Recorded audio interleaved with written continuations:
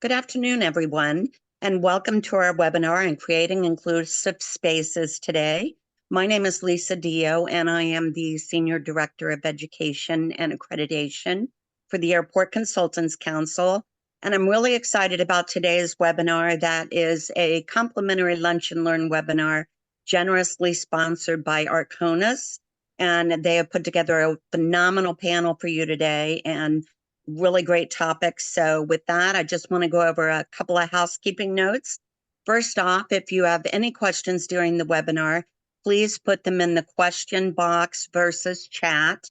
And at the end of the presentation, our presenters are going to take time to answer those questions, as many as they can during the presentation. So again, please put that in the questions versus the chat. The other thing to mention is that closed captioning is available for this webinar. You will see an icon that says show captioning. So if you need closed captioning, please click on that icon and that will work for you during the duration of today's webinar.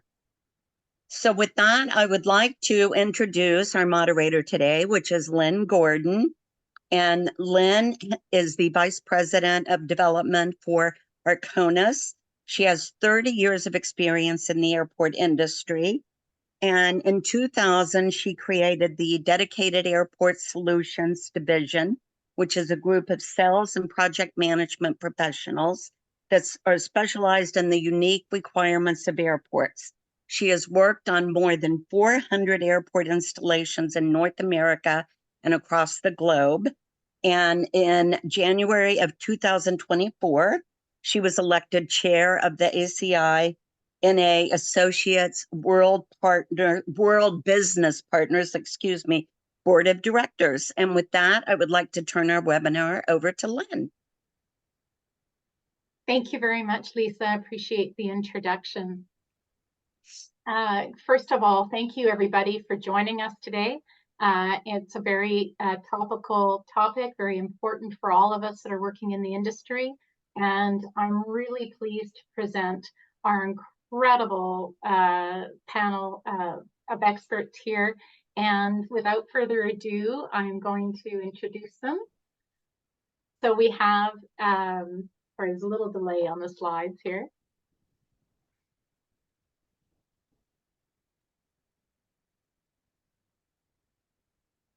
Oh, move it forward. There we go. We have Derrick Lipp. Derrick is Executive Director of Open Doors Organization. Many of you will have heard of his wonderful organization based out of Chicago. We have Liliana Rambo. Liliana is the Chief Terminal Management Officer of the Houston Airport System. We have Derrick Choi. Derrick is the Regional Aviation Leader in New England for Gensler. We have Adam Kressler, VP of Customer Experience at CBG Airport. And then there's myself.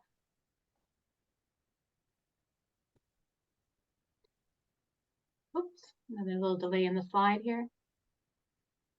I thought this was a good slide to start off with. This is a recent quote from ACI's Passenger Amenities Outlook. And over the next 3 to 5 years, passengers can expect new and expanded airport amenities.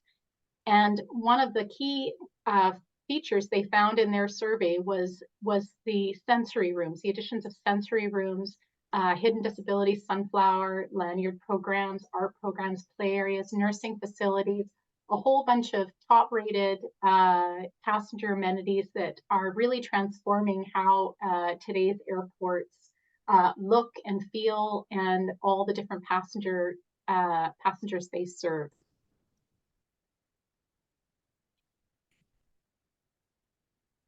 So for today, the main learning objectives for today's webinar is we're going to be understanding inclusive design principles. We're going to recognize the impact of furniture options and layout, something we're doing a lot with at airports all across North America and elsewhere. We're going to analyze and understand the impact of successful real-life transformations at airports. And we're going to explore and understand the value of collaboration and partnership. And in fact, that's where we're going to start off today. So this slide is very powerful when you look at statistics. This data is provided by our friends at Open Doors organization. And Eric, I thought I would turn it over to you to talk a little bit about the importance of these numbers and why this is something that everyone involved in airport design should think about. All right, thanks, Lynn, and thanks to everybody on the panel, Gensler, and I just flew back from Houston yesterday, and CVG always on the cutting edge.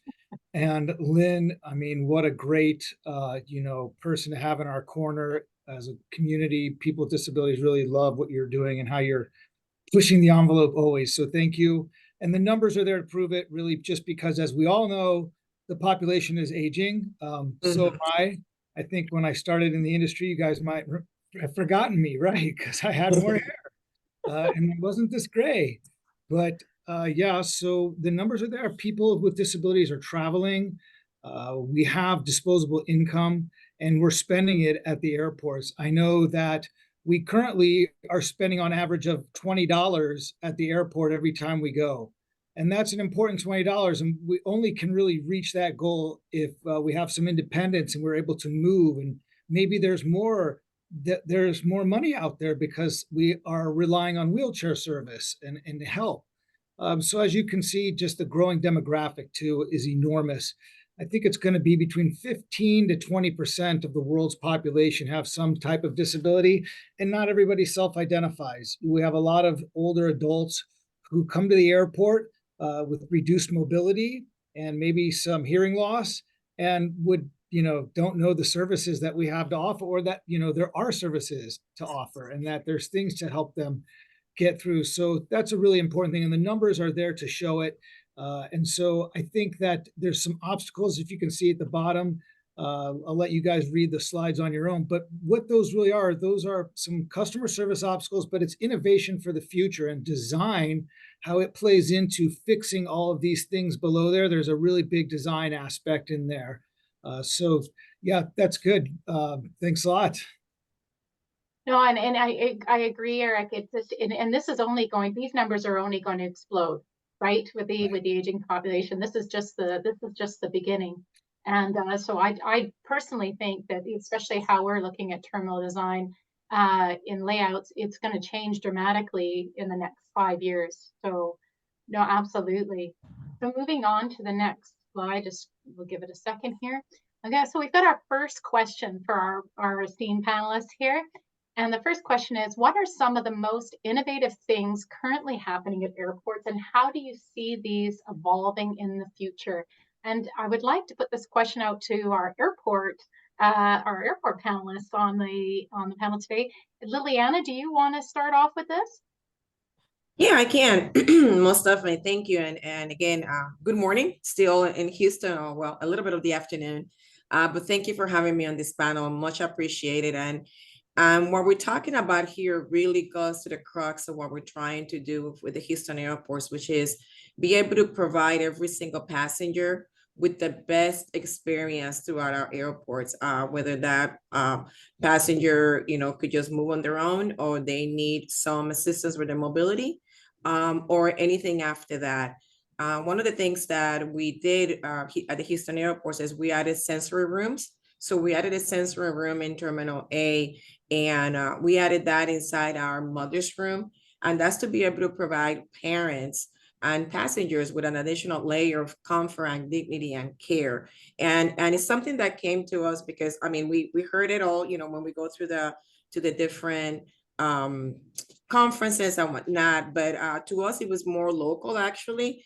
And the reason that we actually sped that up was because some of our internal employees came to us and they told us, hey, we have a child and we don't travel because of this reason. And we were able to put things together to be able to provide this sensory room in one of our terminals. But now that has become part of our design, so that whenever we expand our terminals, which we are doing, we're going to make sure that we provide a sensory room, the same thing as a companion care changing room. And I think you're going to see a picture of that later on in the slides. And you know, the regular restrooms have a changing table. Well, that changing table is for an infant. And, you know, some of us travel with adults that need some of that care. And there was nowhere to be able to do that. And an adult's weight, of course, is not the same thing as an infant. And the needs are very different. So we recognize that. And we were able to include one of those companion care changing rooms in our hobby. We're gonna now, the same thing, it has now become part of our design, and the bathrooms that we're gonna be now doing in the future, one of them is going to be a companion care changing room. Yeah, there you see it on your screen on the top left. That is what is a hobby. And you're looking at the changing area, but on the other side of that as well is an actual, so you have a hoist where you're able to place an adult person. You also have right there, you have a shower head, because we have seen that that's something that sometimes personnel that is helping an adult person travel through the airports is also something that they need. And last but not least, an ablution room. And that's something that we added in Terminal D. And that is the picture that you see on the right-hand side at the bottom. And again, we added that, and it's part of the design. Part of that became to be able to provide a private space for our passengers that need to wash their hands and their feet before they pray, so that they could do that. We added the lockers and the shoe racks for them to be able to place that also as well. So it's an amenity that is key to our commitment to keep on offering world-class services for our international passengers. And also as well, we have some of our service providers, some of our stakeholders, some of our employees that also go there and use that as well. So those are some of the things that we're doing here. Very exciting. Thank you, Liliana. Maybe Adam, you want to add into some of the exciting things that you're seeing at your airport, but also in general. Yeah, in general, and to build on the experience of families who have kids or adults on the spectrum. These experiential programs have been out there for a while, and some of the airports are putting in spaces where folks can come out, whether they're on the spectrum, neurodiverse. If you're flying, these experiential places are fantastic and really give folks the opportunity to go experience the airport before they go experience the airport. It's a very intense experience as you come through. So love seeing that. And what really excites me is, this universal changing table. We're kind of looking at version 2.0, 3.0 now. So it's nice to see. And the service animal relief areas are getting nicer and nicer and nicer. And that's really great to see. The other thing we're dipping our toe in a little more regularly now is, how do we project American Sign Language throughout the facility? And, as we think about our gates, and as we're heading into some terminal modernization programs, when we think about the layout of the gates, how do we maximize the viewing of those monitors? Where do those monitors go? What do the seats look like around that? That's one of the spaces we're kind of getting a little heavier, and that was one of the key areas that we heard from folks is, the information's there, but if I can't hear it, if I can't, it's not there. So if you think about that when you go to an airport and experience it, think of how much is happening in sound around you and how you get that message through. Thank you, Adam. And Eric, I think one of your staff corrected me the other day about the language around sensory versus quiet room, right? And that's something that I think sensory, and I'm guilty of that too, that sensory is used as a generic term, I think, more for sensory room, but there actually is a difference. And maybe you can give us just like a quick definition of the two before we go on to our next question, because I'm guilty of it too. I think everybody uses it as a generic term. Yeah, but it's generic, and I know it's difficult in the airport environment to really get the message out to people what the purpose of the room is really for. Because if you do call it a quiet room or a sensory room, people interpret that differently, right? From all different parts of the country. I think it's important that you have information about it more than anything on what you call it. And I think the nonverbal communication is really good too. I think that ultimately you want to be as descriptive in what it is so that people know what it's for, so that random people aren't necessarily using it. So you have a lot of different options on what you can call the rooms, and sensory rooms aren't necessarily the best thing because it doesn't really describe what everybody needs or what they don't need. But quiet room itself doesn't always mean it's going to be quiet in there either, right? Because when somebody might have some kind of like intellectual developmental disability, it might not be quiet in that room for them. Right. Well, And so, it sounds like we need someone to work on the nomenclature. and I'll tell you one thing we're not using anymore is hidden disabilities. We're calling them invisible or non-visible disabilities. So Okay. having something like that in the title is great too. And remember, the language isn't constantly in flux. So, it keeps changing. So you have to keep looking at it. But I love how it's being part of the design in the new terminals at Houston. That is progress, right? That just shows you that the design has gone to another level now and we're like in it. And I think that just is wonderful to hear, Liliana. Yeah, No, I'm glad. I love the language, but I love that it's an ongoing discussion. You're right, because Yes. it is evolving. So let's move on to our next question here. And I know that this is very important, and actually this does have a lot of influence on the design. I can tell you that from personal experience on the projects we worked on. So how do you put together an advisory group of people with disabilities, and what are the benefits? And Eric, I was thinking maybe you can lead us off there, and then we can have our airport folks chime in a little bit. All right, real quick. I sit on a few airports advisory boards and help them get them together. So, and everybody kind of functions differently. It depends on your community and depends on how your airport is run. But really, what it really does is it helps you understand one of the most important things is that you make advisory board members from your local community who actually travel. You have to be sure the person is actually using the airport on multiple occasions a year, because you really want that individual look. So I know it's easy to put on organizations onto these, but not always an organization is your best fit. It might be the users itself. And the other great thing about advisory boards is that they give you great feedback. I mean, it's free feedback. It's a volunteer position everywhere I go. And I think even in California, you have to be nominated on by like city council to be on it. But the important thing is that they're productive. And I think that is something that's very difficult to do, because if you have term limits and things like that, you have to educate people. Many people don't know what goes on behind the scenes at the airport. They think wheelchair pushing is just pushing you from the front door to wherever. It's a very complex thing, moving baggage. I mean, what goes on, people they wouldn't believe it. But there are a lot of things going on nonstop. These groups, after you educate them, they give you valuable input. They give you insights. It's a different perspective, which is what I think makes them powerful. And I'll say one other thing. Sometimes some of the people have a disinterest in what's going on, but it's also important to listen to them. Because it's, sometimes we do make mistakes and some people are afraid to speak up. But it is also good to do some kind of term limit if it's later on down the road. But I think you need to give people a nice wide variety. We're happy to help you. We've helped a bunch of airports put theirs together. And I think that they do nothing but really good. It's a voice and it helps you. It helps you all. And I appreciate that about your organization, Eric. You are also very pragmatic, which I think is very, very important as well. So Liliana, Adam, do you have anything to chime in about maybe some of the experiences you've had at your specific airport? I mean, I can start, Adam, if you want me to.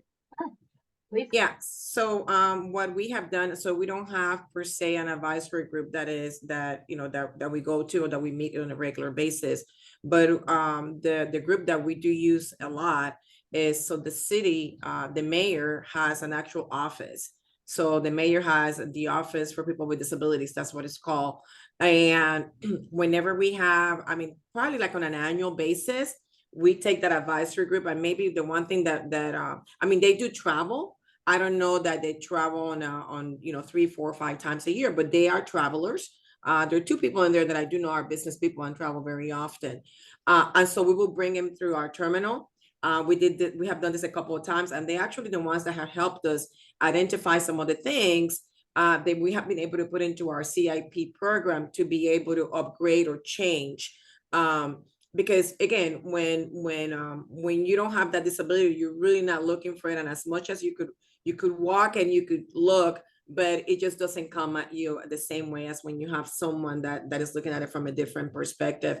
So we have done that. For example, now that we're building Terminal D, that we're building the new pier, as we brought new furniture in, that's one of the things that we actually brought them in, trying to make sure that we had the furniture that was appropriate for people that used a wheelchair, that used a cane, that they were able to maneuver through, that were replacing, things that we had enough space, that things were very easy for them to be able to get to. So we brought them in probably, I'm going to say about 4 or 5 months ago. We brought them in for them to be able to do that.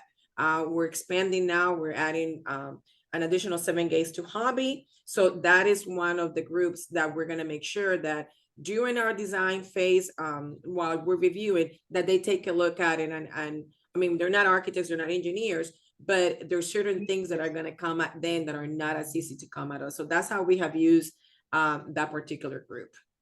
Wonderful. Adam, do you have anything to add?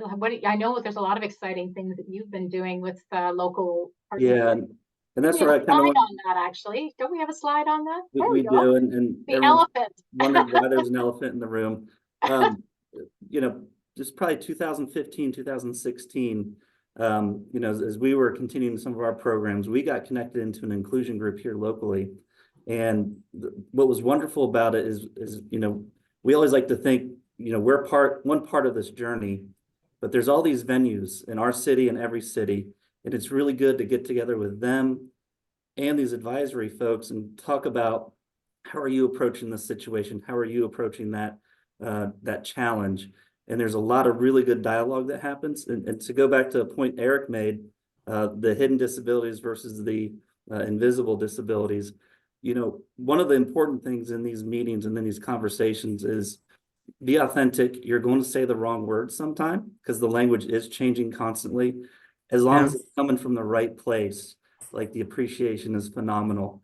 And as you push towards that goal, and we saw tremendous benefit from just reaching out to the arts organizations, the local sports teams, and really take a big look as a city and as venues, how are we approaching this holistically, educating our staff, our ambassadors on what's out there, what's available, and really just creating a more cohesive experience inside our doors and outside our doors. That's kind of really what we benefited from that experience. And that group, while it has been disbanded, we continue to meet informally, and it continues to be very productive for all of us. Wonderful. And Derrick, I know that you have some, and I have a slide coming up on here, but in terms of inspiration, design inspiration. Right. On that is you and I have spoken about this quite a few times, where you take inspiration from. And I think it's from some of those partnerships, right? Absolutely. And I just wanted to react to one of Liliana's comments about, getting this sort of visioning baked early in the process. When you start early programming, when we start looking at these visions, it's, whether it's 120 volts or, lithium ion, for your autonomous vehicles, that's okay. But I think, getting that feedback early in that process when we're programming is so essential. And to Adam's point, getting a lot of the partnerships and understanding, how that vision is going to impact our programming, as designers, I think it's an absolute godsend, when we can get that early in the process.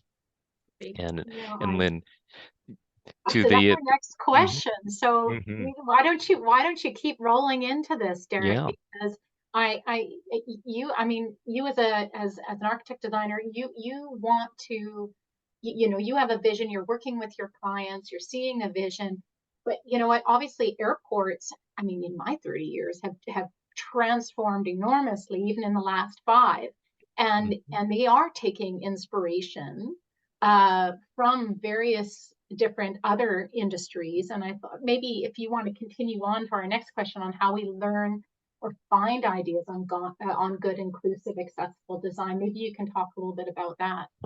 Absolutely.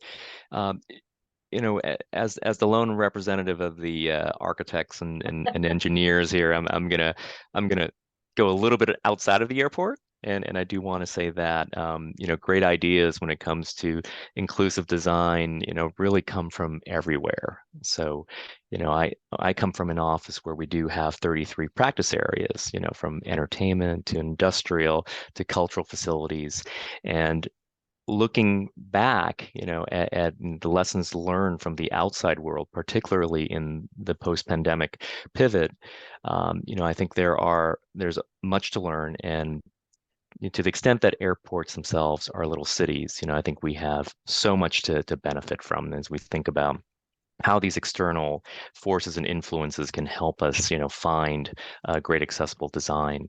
And these images here, I know some of my colleagues had put these together. The image to the upper right, you know, talks about really helping us understand that there are more choices today, now more than ever, in any sector, whether you're in a sporting venue or in a retail facility. The idea that we can empower users, you know, to no longer be in a one-size-fits-all journey, I think is absolutely important and really kind of permeates across all industries. So whether you need to be self-directed or you want some additional attention, you know, I think spaces now increasingly are considering these factors. And we also believe that you know, there are at least 5 modes in the traveler experience, right? You know, and you know, from task modes, just getting things done, to social modes, discovery modes, entertainment and inspiration. There are a lot of different sensitivities that we want to acknowledge. And to that end, we also believe, just like workplaces, there are really no more one-size-fits-all designs, right? So understanding that is an important transition, you know, as we look at you know, where we can find inspiration. And I think, you know, first and foremost, Eric would you know, feel free to chime in here. You know, we know that ADA is just scratching the surface when we talk about creating, you know, equitable and inclusive environments. So, you know, I think for us now, it's really taking it to the next level, understanding, you know, with all these non-visible needs, as well as expectations, you know, how do we kind of learn from all of our other parallel industries to kind of bring it back to you know, our airport urbanism. And you know, we have a number of nice images here, you know, from CVG, as well as an image that Lynn, I think I found from one of your mall projects on the upper, excuse me, the lower right, you know, Areas. Yeah. where you can really see all the possibilities within these spaces, you know, both, you know, spaces for circulation as well as spaces for repose and calm. And, you know, at the end of the day, you know, many of us are very cognizant that now more than ever, we're serving such a wide variety of users. You know, you talk about, you know, languages, you talk about, again, needs. And as we talk about the post-pandemic, just our users themselves are different between leisure and bleisure. Anyway, I'll hand it off to anyone else who wants to talk about places where we can find inspiration. Well, I just wanted to make one comment about especially some of the images here is it's not just, like you said, it's not just meeting the needs of ADA. It's that's really the basics. Like that it's not that. And I know Eric agrees with this. It's how do you create a much more relaxing, calming, or accessible environment for everyone. And I know that I've had a lot of conversations, Eric, with your team about it's not just for, you know, people who identify as having certain requirements. It's for all the passengers. Like I look at the slide at the top there, that has a very you know, at CVG, that's like almost museum-like quality, very calming, a different space, a different kind of space for more quiet contemplation that would be more calming before you board your flight. Same with the bottom left image there. That's more about that stimulation, and that's about, you know, wearing out your kids before you get on the flight, or creating stimulation for those people who need it. So it's again, it's creating diversity within the space to really allow passengers options. And Eric, do I have that about right? Yeah. I'll just add, because you guys are really teetering on the edge of perfection. That Okay. to me, being the outsider now coming through ACC with all of you guys and everything that I see, and I've been at a lot of the events, that's the difference that aviation is bringing. Gensler, the airports, as you can see, you guys now see the ADA as a minimum. And what it is, it's a minimum. That's why we're discussing it right now. That's the whole point of this. That's our minimum, and you guys in aviation are seeing that's the minimum. You know, like we have a companion restroom, a family restroom, and there's a difference. You know, it's not necessarily accessible if it's a family restroom, right, or a companion. It doesn't. So we're learning as an industry, and everybody learns from each other. I can tell you that. You guys are all really good about talking to each other about stuff like that. And we have the ACRP has done multiple reports. The TRB, yeah, we did ACRP report 210. It's a comprehensive guide. It's a good, building block for whatever you're doing. You can get that at the TRB's website. And that was done, and it gives you kind of a best practices all about airports. But the important thing here is that we see that ADA as a minimum, because that's what it is. It's talking about curb cuts. It's the minimum. About signage and wayfinding. It's the minimum. Slopes in the airport to get from terminal to terminal, things like that. The ADA is the minimum.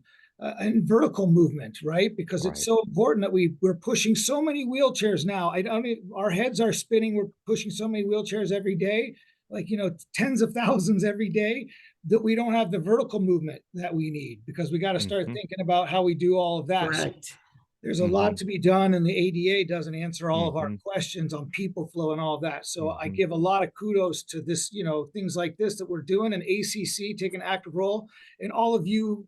I know you guys get it. You know that it's the minimum. I know you guys get that. Now you heard it just then. I didn't even have to say it. And I would add that, as we talk about taking it to the next level, and I think CVG in Houston has been great in taking the holistic experience of not just the customer, but all the staff and really all the folks who make the airport engine operate a part of this discussion about inclusivity. And I think that has been a very transformational moment where our customers have come back to us and say, it's really, not just about the activity above the wing, at every level, at all phases of the game, we want to elevate that experience. And I think that is a very kind of interesting watershed moment for all of us, both on both sides of the table. Yep. Well, it's definitely, it's definitely is on our mission statement, our vision statement. We, excuse me, the experience that we want to provide for every single passenger has to be the best experience. As many people know, Houston is, we want to be the first system in North America or the whole entire world to have this 5 stars Skytrax rating. And one of the things that is pivotal to that is your customer. How do you treat your passenger? And we don't even call it a customer, we call it a guest. And that's how we refer to our passengers. They're our guests that come to our house every single day. And when you talk about the different spaces, that is truthfully something that we have done, and we have been very methodical and thoughtful about it. We know that passengers going through that TSA line, that is the most stressful thing that anyone has to do after parking if there's bad traffic. But once you pass that TSA line, we all know we want to make sure that passenger feels as comfortable and as relaxed as possible, because that's where they start spending the money. And we want them to spend more than those $20. So we have been very methodical about the spaces that we provide. We provide children play area, the design, and when we put on those children's play area, well, we want that to be very close to a concession where parents could actually get an adult beverage, because that actually helps. We want to make sure that, that they have plenty to do around there. We have areas that we have exclusively just designed so that the business person can just go ahead and take their laptop, and they have where to charge, and they have the appropriate light, and they have somewhere that is not very busy, so that they could go ahead and do whatever they need to do while they wait for the next flight. Something that we have here at the Houston airport is the Harmony in the Air. And that's where, we have different musicians that are local, and they perform on a daily basis. That's a very different space that we have provided for. It's actually very close to concessions as well. We want you to get a very nice adult beverage to just enjoy the concert that we're providing for you. And we have done that, and we have put a lot of thought into how, where it goes, what is the best place, how we can make sure that it's accessible to everyone, every single passenger. So, you know, that we have comfortable chairs, that's a comfortable place for them to be able to, just like you go to a concert, be able to sit down and be able to feel comfortable listening to a concert and enjoying whatever food or beverage you want to enjoy. So definitely, and again, that has now become on the next phase of design. Now we know, okay, where's harmony in there going to be? How is it going to be there? What are we going to put next to it? So all that design is being taken into place to make sure that we make it the best for our passengers. And that's wonderful, Liliana. And I've listened to your harmony in the air, and it's fantastic. So I do appreciate it. So let's move on to our next question here. And now I think we've probably, because we've been talking so much about it, we've probably addressed aspects of this already. But if there's anything that anyone wants to add to this, please let me know. But how do partnerships and collaborations help your task in enhancing the passenger experience for passengers with differing abilities? And so we've talked about this all a little bit, but is there, you know, maybe we have a few more things to add about this. I do know that partnerships are becoming more and more prevalent within the airport community. Obviously, airports are such an integral part of their local communities.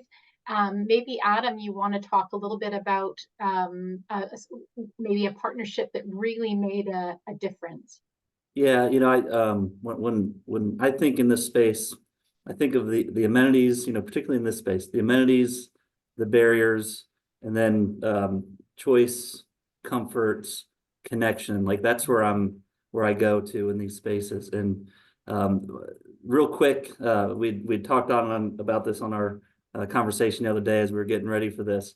One of the, you know, it's the small things, and it's about listening and really taking in what you're being told and what the impact is on that passenger. And you know, as we look at new chairs, as everyone knows, the USB connections take a beating, the plugs take a beating. So, you know, as the designers are out there finding better ways, modules that come in and out easily on the USB side, we love that from a maintenance perspective.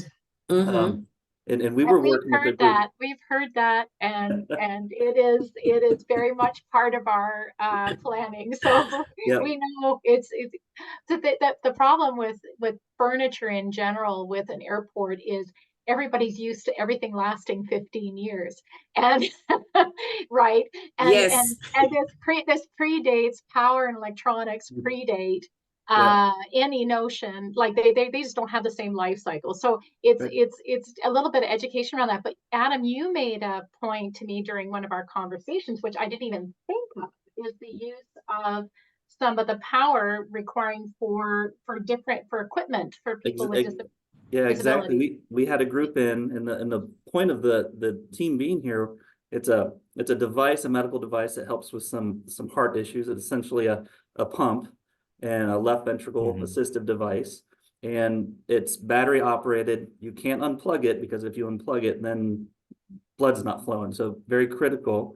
But this is something we wanted to share with the TSA. We have a local hospital that's very big in these surgeries.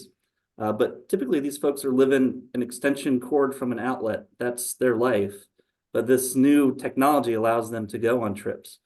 And what I heard when we were talking to them is that ability to plug into an outlet while they're waiting for the plane and conserve that battery for when they need it in the moments in between, you know, makes me rethink, okay, we can do all wireless charging, but that doesn't help that passenger. So how do we incorporate and include that, you know, in the design so that we're serving them and providing them with what they need? So, you know, while we have all wireless in the seating, they're not having to go over and find that hunt that we all used to do, finding that wall outlet. So it's really, you know, that meeting was not about that, but you have to take what you're hearing and applying it and think through those barriers and what are those amenities that you can provide them. Well, I remember being at a speaker at Eric at one of your conferences you do every 2 years, which is a fabulous event. If you've never gone to it, go to it. It's Eric's organization holds this every 2 years. But I remember after speaking, two ladies came up and talked to me afterwards and asked me if I had ever thought about putting on the back of seating a hearing impaired logo on the back of the seats.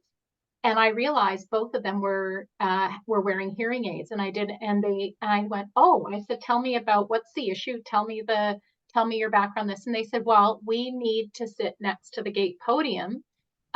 We can't hear the boarding announcements, and we're actually publicly shamed sometimes for sitting in the seat with the wheelchair logo because people don't think we have an issue. And I thought, I've never thought about that. And again, so that's something now when we talk with clients, we actually recommend that they, hey, have you ever considered putting a hearing impaired logo on some of the seating? And so that, but that came out of a conversation from at your conference, Eric, back in San Francisco, I think it was.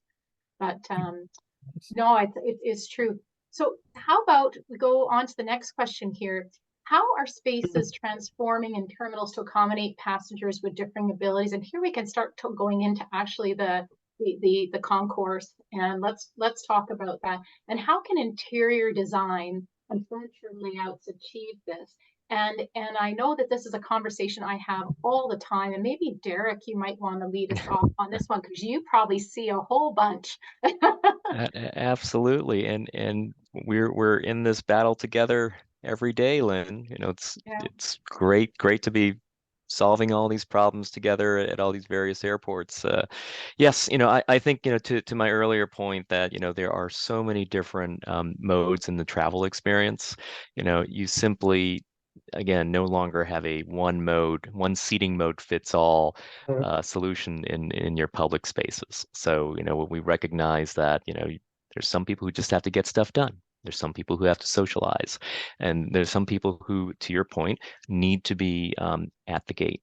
And we do think that, you know, the spaces of the future are really going to be future-proof to, you know, give a lot of choices.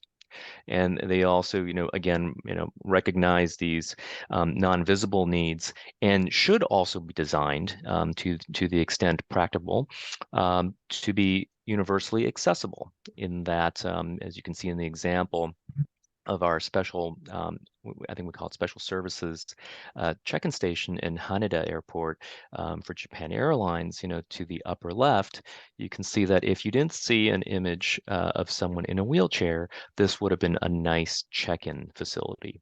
And we do think that increasingly, you know, we do have a need to recognize these non-visible requirements, but also create a very unifying and comfortable space that really is inviting and really allows, you know, as broad of a spectrum of user needs.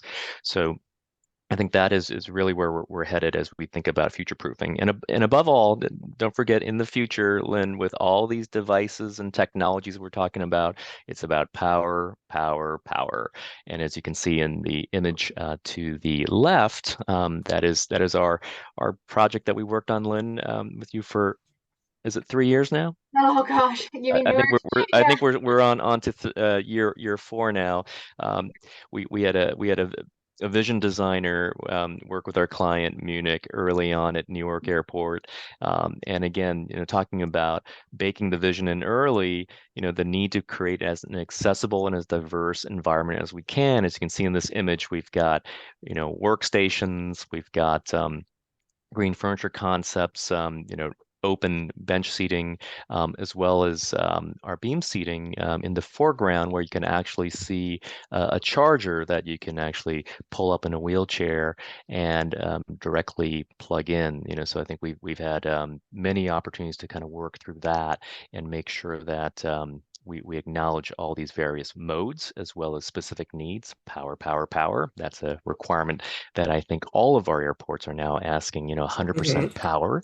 And Yeah. what you actually don't see in the column here is a series of smaller seats that our younger friends and others, who prefer to be a little bit more flexible can actually sit and hug around the columns where there's also power available.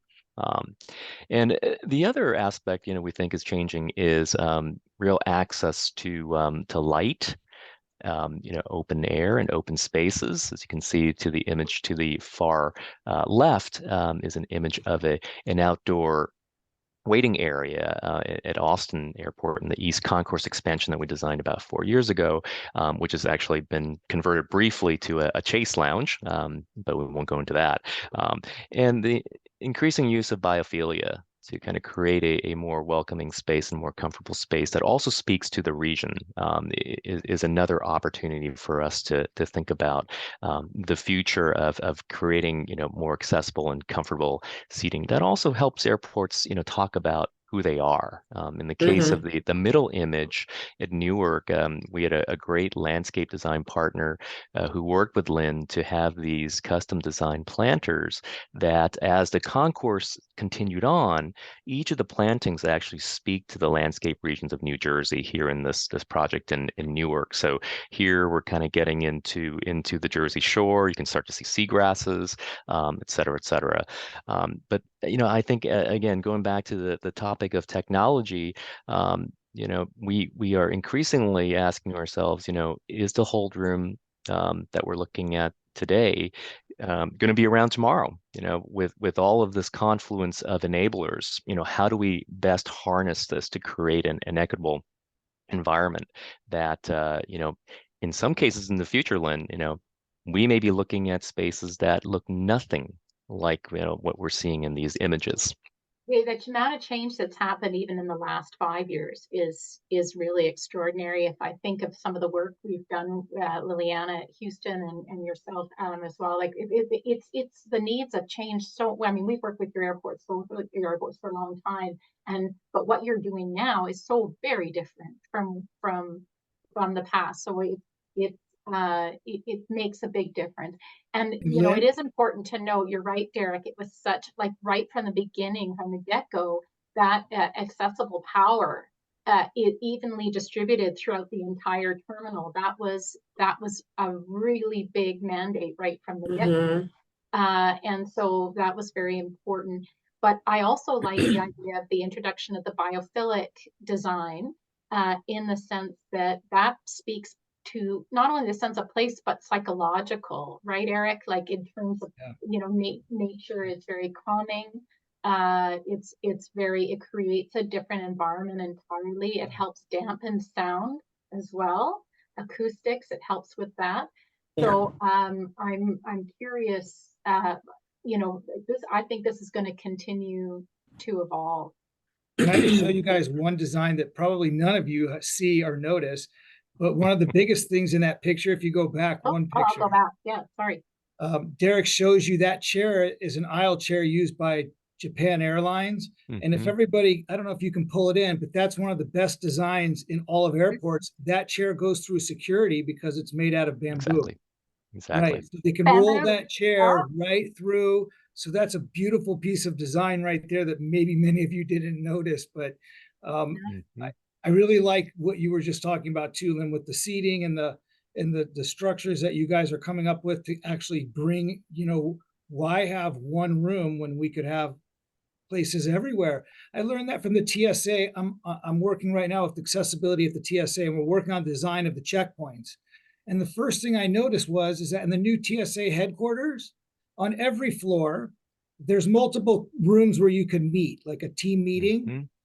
But the windows are frosted from a certain level down, and there's a sign on the door that says, hey, there might be somebody in there using this as, a relief area or somewhere to get away. So please respect that if somebody's in here, even if you have it scheduled, dial this number going on. That's building it into the workplace, which is kind of what you have here.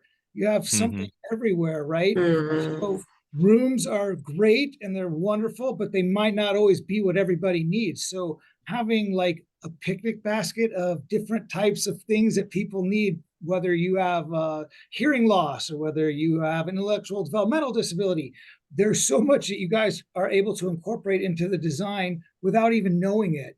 Even wayfinding measures between textures on carpets versus gate areas and things like that. People are cane detecting things with their feet and they can follow certain lineage. So it's really important to think of the design and everything you're doing, and especially the seating. There's so many options that you can have now that you'll find that people will find refuge there, and they won't necessarily be people who have, who are self-identifying as having a disability. It could be anybody using that. And listen, travel stressful. Sometimes everybody could use a moment away, as we see all the time on the internet. You can definitely find some space that you need. No, and I agree, and I know Liliana and Adam, you both talked about this. This is an image from the case study we worked on with Open Doors on how you can, alternative layouts for hold rooms that would incorporate a variety of product with different features, acoustic features and privacy features and things like this that would help for anyone who needs these kind of spaces, but that it's spread out more evenly throughout a concourse, as opposed to having it in one central area. And I know maybe Liliana, you can an image.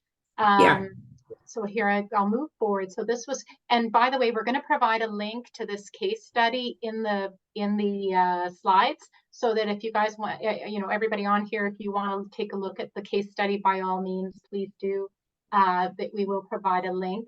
But these are just some sample ideas that we had came up with on how you can create these diverse to meet people's diverse needs in right. So, but I know we've got just 8 minutes, and I want to leave time for some Q&As. So what I'll do is I just wanted to show an image that's coming up here, last but not least, about recent transformations and innovations at your airport. And I know we have an image here, Liliana, right here on the right, but others about from both your airports as to some creative things that you're doing. So maybe we can end off with some of this, what you're doing at your airport. So yeah, if I may, just real quickly, the image that says IAH, that's what we're discussing. The Terminal D, that's the new Terminal D, and how we were able to use furniture to basically just do and say what you guys were talking about, and is create a whole room where the spaces are, the furniture provides for a different type of customer to be able to use that space. So we still have, the traditional Herman Miller, furniture in the back, but here in the front, you can see where we have provided a furniture, that is a little bit different. So you could be, by yourself in one of those, single chairs, but also on the other side, you have a table where you could have people in front of you, and you could, literally people having parties there. But anyways, that being said, and you have your traditional furniture on the other side. And Liliana, I just have to say that image is such a perfect representation of what Lynn always says, the 80-20 rule, that you've got a lot of conventional seating to meet your requirements. But what's so cool about this, assuming that you future-proof it correctly, underfloor ducting, power, flexibility, what's so cool about it is there's so much you can do in that 20%. You can really kind of push the envelope. It's really great. Yeah, there is an image that's not there, but there's one on Hobby, and again, working with Lynn probably about 3 or 4 years ago, where we had a different type of furniture where the furniture is actually round, and that is the 20%, and we have it throughout the terminal, and it's very comfortable. It's very easy to use, and a lot of families use it because it's for children especially. It's very nice for them to be around that furniture and use it with their parents while they're waiting for the flight. Yeah, it is. And what I find is just to give you the 80-20 rule that Derrick was referencing, is I'm a big believer, because, and going back to that maintenance question, the maintenance and serving question, is that airports are used to a certain life cycle out of their seating products. They're used to 15, 20 years, sometimes 30, which really is pushing the envelope. But so there is a certain maintainability that is required, a certain density that is required. But I really, and I think you should have 80% of purpose-built furniture, but I think there's 20%, right, that you can have a lot of fun with. And that's a shorter life cycle product. It's something that evolves and rotates and becomes these different things. And it creates that sizzle that the steak or whatever, you know, that expression is. But it does provide a certain life and passenger experience that you're looking for. Adam, I know you're very much into this at CVG. We are, and I know we're running short on time, so I'll just touch on this real quick. I think we heard the word choice a lot in this conversation, right? And that's one of the places where, you know, from a mobility perspective, we look at the level of independence the passenger or the guest would like to have in our facility. And that slide you saw are just a couple of things we're experimenting with on how can we provide that choice. That the Jita at the top that can carry a bag, and it's a follow me robot. You know, we've been using it for our team that does our XQ surveys for years. And, you know, that's the kind of thing as we look down the future, how does the Jita, the follow me robot, interact with Will, the autonomous wheelchair? And how do we give folks, let them choose the level of independence they want and the ability to go through our facility. So I know we're running short on time, so I'll kick it back over to you, Lynn. Terrific. And thank you very much, everybody. I know we can talk for hours on this. So, and I want to leave time for question. I'm just going to leave this as I thought, a very good quote recently from the Director General of ACI Europe, but really just emphasizing why this is important and why we're having this conversation today. And so, again, thank you for everybody. And we are happy to look at some questions. Let me just pull up I know we only have time for maybe a couple. But here we can, okay. Actually, we have a comment. We have a comment from PDX. We have interesting comment. At PDX, we compensate members of our accessibility advisory committee that aren't compensated by their employer. That's kind of interesting. Is that something that maybe Liliana and Adam or Derrick, you want to chime in on that? Is that something you've seen? Not really often, but I think it's great. If you have it in the budget to do it, it never hurts. Most of them pick up all of your expenses, you know, whether you drive or take the train. But if I love it, Walt, you know, they're always pushing the envelope there. So I think that's fantastic. And yeah, we'll see how that goes. That's awesome. Yeah, super. Well, I know that on a project we worked with out at LAX, that was a very, very important part of their process, was involving these advisory groups. And so it was a very interesting experience, I must say. So we have, let's see, we have another. Oh, sorry, he's added to it. We also cover transportation expenses in addition to a stipend. So, well, it sounds like PDX is doing some innovative stuff there, and I think that's great. I think we are out of time. If there are any more questions, let us know. We have, what I've done is I've included everybody's email on this last slide. Please feel free to reach out to any of our panelists if once you've kind of absorbed all this information. We have another comment here saying they really enjoyed and could talk longer about the conversation. We know, because we've been having many conversations about this, and it is very exciting. So I want to say thank you very much for everybody. I think we are officially out of time. Lisa, if you want to wrap up, but thank you very much for joining us, and you will receive a copy of this presentation and also a link to the Arconas case study and anything else. Please reach out to our panelists individually. Thank you very much. Excellent presentation, and we really appreciate it. And we will be sending out a copy of the recording to all the attendees, and also a PDF of the presentation today, and that will include the link that Lynn was mentioning. And I just want to thank you all so much for taking the time to present this very informative webinar today. And appreciate everything. And you all have a wonderful rest of your day. Thank very much. you. Thanks, everybody. Thanks to Take care. AT&T. Thank you. Bye-bye. Bye. Bye-bye, Bye. everyone.